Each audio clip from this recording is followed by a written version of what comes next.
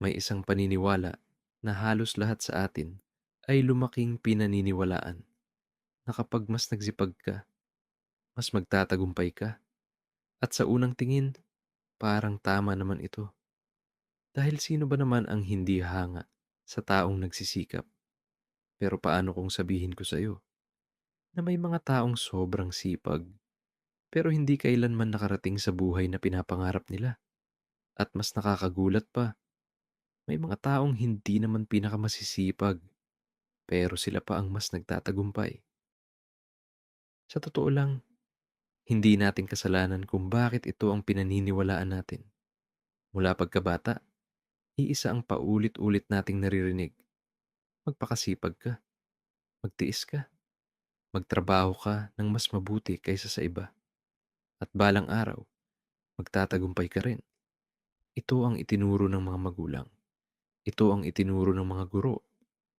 At ito rin ang paulit-ulit nating nakikita sa mga pelikula at kwento. Kaya natural lang na isipin natin na ang tagumpay ay simpleng gantimpala ng sipag. Pero kapag tiningnan mo ang totoong buhay, may mapapansin kang kakaiba. Bakit may mga taong nagtatrabaho ng 12 oras bawat araw pero nananatili pa rin sa parehong sitwasyon? Bakit may mga taong halos walang pahinga pero hindi pa rin nakakamit ang buhay na gusto nila? At bakit may mga taong hindi naman mukhang pinakamasisipag pero sila pa ang mas umaasenso? Kung sipag lang ang dahilan ng tagumpay, hindi ba dapat ang pinakamasisipag ang pinakamatagumpay? Pero hindi iyon ang nakikita natin. At baka dito nagsisimulang masira ang paniniwalang matagal na nating pinaniwalaan. Ang problema ay hindi dahil walang halaga ang sipag. Mahalaga ang sipag. Pero hindi ito ang lumilikha ng tagumpay. Ang sipag ay nagpapalakas lamang ng direksyon na tinatahak mo. Kung tama ang direksyon mo, mas mabilis kang makakarating. Pero kung mali ang direksyon mo, mas mabilis ka ring mapapagod. Isipin mo ito, kung tumatakbo ka ng buong lakas, pero papunta ka sa maling lugar, mas makakatulong ba ang pagtakbo ng mas mabilis o mas mapapalayo ka lang? At ito ang hindi madalas ituro sa atin, na bago ang sipag, mas mahalaga muna ang sistema, mas mahalaga ang oportunidad, mas mahalaga ang direksyon.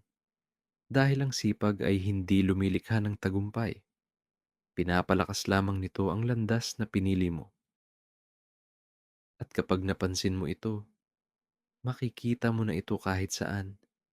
Bakit may mga taong nagtatrabaho ng 16 na oras bawat araw, pero halos walang nagbabago sa kanilang buhay? Habang may mga taong nagtatrabaho ng mas kaunti, pero mas mabilis na umaasenso. Bakit may mga negosyong sobrang pinaghihirapan, pero nalulugi pa rin? Habang may mga negosyong parang mas kaunti ang ginagawa, pero patuloy na lumalago. At baka naranasan mo na rin ito, na kahit gaano ka magsipag, parang hindi ka naman talaga lumalapit sa gusto mong marating. Hindi dahil tamad ka, hindi dahil kulang ang effort mo, kundi dahil maaring ginagamit mo ang sipag mo sa maling direksyon. Kaya baka mali ang tanong na matagal na nating tinatanong. Sa halip na itanong na, paano ako magsisipag pa ng higit? Siguro ang dapat nating itanong ay, nasa tamang direksyon ba ako? Dahil hindi sapat na mabilis kang tumatakbo. Kailangan mo ring siguraduhin na papunta ka sa tamang lugar. Hindi sapat na magdagdag ng effort.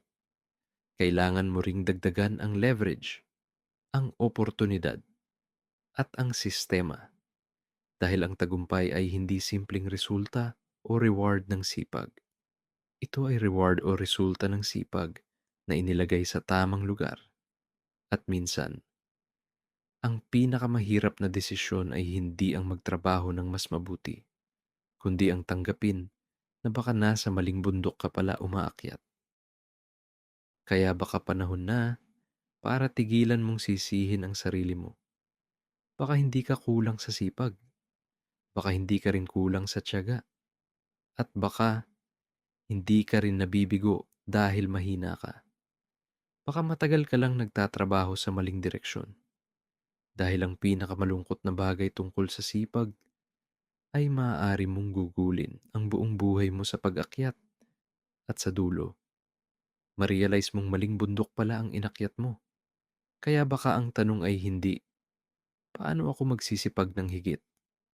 Baka ang tamang tanong ay, ang pinaghihirapan ko ba ay talagang karapat-dapat paghirapan? Dahil sa huli, hindi ang pinakamasipag ang laging nagtatagumpay, kundi ang taong nakahanap ng tamang direksyon bago siya nagsimulang tumakbo.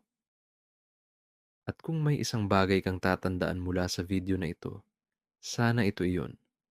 Hindi mo kailangang sisihin ang sarili mo dahil hindi ka pa nagtatagumpay. Dahil baka ang problema ay hindi kakulangan sa sipag.